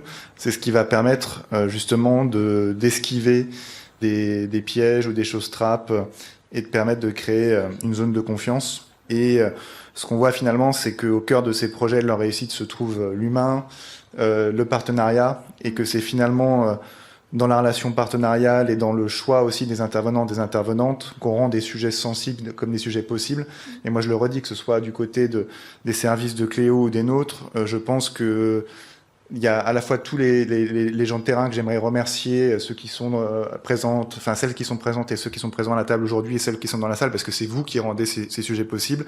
Et évidemment, parmi ces acteurs et ces actrices, encore une fois, nos collègues qui se déplacent pour préparer ces interventions ou même pour venir aider en tant que ressources quand finalement ça devient un peu moins possible ou un peu plus difficile. Oui, j'ai une équipe de 15 conseillers particulièrement précieux sur lesquels vous pouvez compter en toutes circonstances, mais je pense que vous les connaissez et que vous savez à quel point ils sont précieux. Pardon, il y a un oubli quand même dans la présentation du projet, c'est qu'on l'a pas fait que toutes les deux, on l'a fait avec Citoyenneté et Jeunesse, qui est donc une association, on l'a fait avec Nina Villaume qui est dans la salle. Il y a eu mon temps de travail journalistique avec les élèves, il y a eu aussi énormément de sorties, de spectacles, de rencontres qui ont été proposées aux élèves et qui ont contribué à part égale à la réussite du projet. Ils ont pu voir beaucoup d'intervenants différents, ils ont pu aborder la question des relations de manière diverse et je suis désolée d'avoir mis jusqu'à la dernière minute pour le dire parce que ça n'aurait pas été pareil sans ce travail-là collectif. Eh ben, merci beaucoup pour cette précision. Merci à toutes et tous pour vos interventions. On arrive au bout de cette table ronde. Ce que je vous propose, c'est qu'on va peut-être prendre une ou deux questions très rapidement, et ensuite donc on aura un petit temps de pause. On pourra ensuite poursuivre donc toutes ces discussions lors d'ateliers thématiques qui seront co-animés par des représentants du département, de l'Éducation nationale et des acteurs et actrices de terrain, et qui permettront de poursuivre tous ces échanges et débats. Et pour votre information, donc en toute fin de journée à 17h, donc dans l'auditorium ici même, on aura un temps de restitution et de clôture avec nos deux grands témoins que j'annonçais en début de table ronde, Nicolas Cadenne et Magda Cachouche. Voilà, donc on peut ouvrir à quelques questions si vous en avez, n'hésitez pas. Par rapport au sujet sensible, dans toutes les questions qui ont été évoquées, il y en a une autre qui apparaît quand même assez régulièrement et qui risque de continuer à apparaître. C'est le sujet l'homme / la femme, l'artiste. Voilà. Je pense que c'est quelque chose qu'il ne faut pas oublier en ce moment et ça revient très souvent, y compris auprès du jeune public. Pour le coup, les élèves sont très sensibles à cette question. Bonjour. Tous vos témoignages, tout ce qui a été dit, enfin toute cette bulle de bonheur aussi et de réflexion qu'on s'est pris dans la figure, ça fait du bien dans le monde dans lequel on est et qu'on traverse aussi. On en discutait tout à l'heure avec Jonathan. Ça s'inscrit aussi dans une France qui se fracture vraiment, vraiment beaucoup sur la question de la concentration du pouvoir médiatique. Ça s'inscrit on l'a vu là encore très récemment à Cannes avec la tribune des cinéastes et Canal+. On l'a vu aussi avec plein de médias qui appartiennent à 3-4 grands groupes qui créent eux-mêmes les sujets sensibles. Du coup, dont on parle beaucoup, là, les VARS, la question de l'origine, on en a parlé avec des chaînes d'information en continu qui disent peut-être que je devrais pas m'appeler Mohamed, mais Maurice. Enfin bref, on se sait, on s'est compris. C'est d'autant plus précieux, c'est plutôt une réflexion, c'est pas de question. Ces choses-là, encore plus précieuses en termes d'éducation à la construction de la citoyenneté et d'outiller ces jeunes et ces moins jeunes à affronter aussi ce qui risque peut-être aussi d'arriver et de s'outiller. Mais peut-être que je déborde, Cécile, pardon, sur la fin, parce que je sais qu'il est là. Et il y a un truc, on en a beaucoup parlé au début avec l'inspectrice et la VP au niveau de la culture. Il y a le cadre légal. Et du coup, le cadre légal, on l'a pas beaucoup abordé là, mais c'est aussi un combat. Et ça, il faut qu'on se le dise aussi, c'est constamment rappeler que ce qui se fait, c'est dans le cadre légal et que ceux qui font de ça une affaire sensible, Nicolas Cadenne, il le dira bien mieux que moi sur la laïcité, tout ça, etc., et parce qu'il ferraille beaucoup là-dessus, et heureusement, mais que c'est tous ces gens-là, ils s'affranchissent du cadre légal. Donc, et ça, il faut coller aussi en tête. En tout cas, à cœur à l'école de tenir nos élèves à juste distance et de les préserver de ces situations-là. Et on a besoin de toutes les bonnes énergies et bonnes volontés. Et l'éducation artistique et culturelle, l'éducation aux médias et à l'information, c'est des endroits où l'école, elle a particulièrement intérêt à s'ouvrir au partenariat. On est meilleur à plusieurs. Donc Nabila Patel, moi je suis chargée de mission lutte contre les discriminations à l'Observatoire départemental des discriminations et de l'égalité de la Seine-Saint-Denis. Moi j'avais une question sur un élément que j'ai trouvé intéressant, qui m'a un peu interpellée, qui est revenu dans plusieurs interventions. C'est celle finalement du décalage en fait entre ce que vous attendiez des réactions potentielles face à des sujets que vous pensiez sensibles et finalement de la réalité. Et à un moment a été évoqué aussi l'enjeu aussi des représentations qu'on peut avoir sur les enfants et sur les familles. Moi, j'ai l'impression que c'est peut-être révélateur aussi d'un décalage aussi qu'il y a en termes de position sociale entre ces enfants, ces familles et les personnes qui interviennent. Par exemple, pour moi, là, c'est assez flagrant le fait que vous soyez très majoritairement des personnes blanches, alors que vous parlez du fait que ces enfants sont eux-mêmes issus de l'immigration et sont des personnes racisées, par ailleurs issues de classes populaires, etc. Est-ce que La question de la réflexivité aussi et sur vos pratiques pédagogiques et sur aussi votre position située. Est-ce que ça a été un enjeu aussi de réflexion? Voilà. Ouais, je veux bien répondre à ça. Moi, donc j'interviens en tant que femme blanche de 48 ans, plutôt classe moyenne, et essentiellement dans des quartiers avec une majorité de gamins racisés. Je précise que je suis moi-même issue de l'immigration, mais ça se voit moins, que ma langue maternelle n'est pas le français. Donc j'ai une petite expérience de l'altérité, mais évidemment que je représente les blancs et que je ressemble pas aux élèves que je vois. Moi, je finis par le mentionner à un moment ou à un autre. Je le pose. J'en suis très consciente moi-même. Et puis, il m'arrive de dire de me situer vraiment, verbalement, explicitement auprès des gamins. Voilà, parce que je trouve que c'est honnête. C'est plus honnête. Je prétends jamais comprendre ce que vivent les mômes.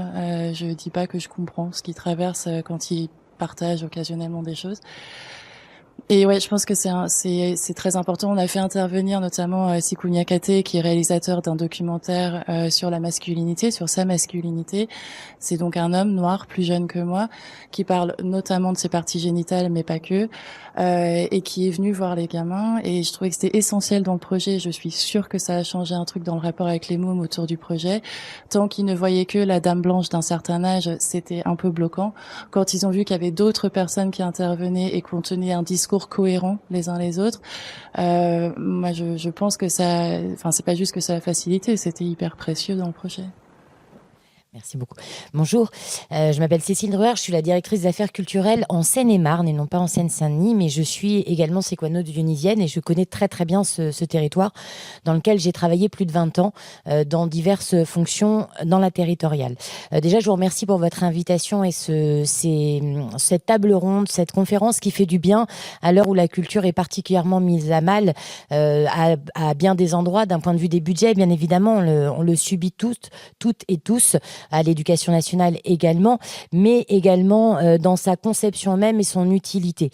On a tous vécu cette période de Covid où on était vécu comme des non-essentiels. Les parents sont devenus des enseignants, les enfants auto-apprenants. Alors ça a des vertus, mais ça a aussi beaucoup de limites. Et on en rencontre encore les conséquences aujourd'hui. Donc merci pour cette invitation. Moi, je trouve que beaucoup de réflexions, en tout cas, m'ont beaucoup inspiré et vont me permettre de remettre en relief un certain nombre de champs d'action dans les divers équipements culturels que je dirige. Je trouvais intéressant de prendre la parole pour amener deux éléments. La question des représentations dont vous parlez à l'instant, la personne qui vient d'intervenir juste avant moi parlait à l'instant, je partageais ces réflexions-là, et notamment celle des familles, puisque là on est centré évidemment, puisqu'on est sur le cadre de l'éducation nationale avec les EAC, mais on est centré sur les enfants. Effectivement, nous, dans le cadre des structures culturelles municipales, on met en place d'autres types d'ateliers qui correspondent tout à fait et qui sont complètement dans le même sens que ce que vous portez. Et on se rend compte que à chaque fois, et c'est en ça que ça fait du bien de se voir aujourd'hui, la médiation et la connaissance ne sont en réalité les seules réponses à l'inculture, aux représentations, aux discriminations et aux violences qui sont portées aujourd'hui dans les sociétés. Et la question des familles, puisque là on agit dans le cadre de l'EAC sur des générations, on essaye de sauver ou d'éclairer ou d'ouvrir des champs des possibles pour des générations, mais elle se heurte à d'autres représentations sur lesquelles on ne traite pas. D'où l'autre élément de ma question, c'est comment construire davantage de ponts, faciliter les ponts entre l'éducation nationale et les collectivités territoriales. Moi, j'y suis confrontée systématiquement. Les cadres contractuels, on parle du cadre jusqu'à présent, le cadre contractuel est très lourd encore aujourd'hui et on a beaucoup de mal à rentrer dans les collèges, à trouver dégager du temps, puisque les temps scolaires et les temps d'enseignement en face-face sont de plus en plus réduits. Donc, on est face à des situations où on a du mal à s'entendre. Alors bien sûr sur les objectifs généraux, on se rejoint souvent, mais en réalité on a aussi des programmes. Enfin, les enseignants ont des programmes avec des objectifs à tenir. En troisième, on a bientôt le brevet, là, le bac, etc.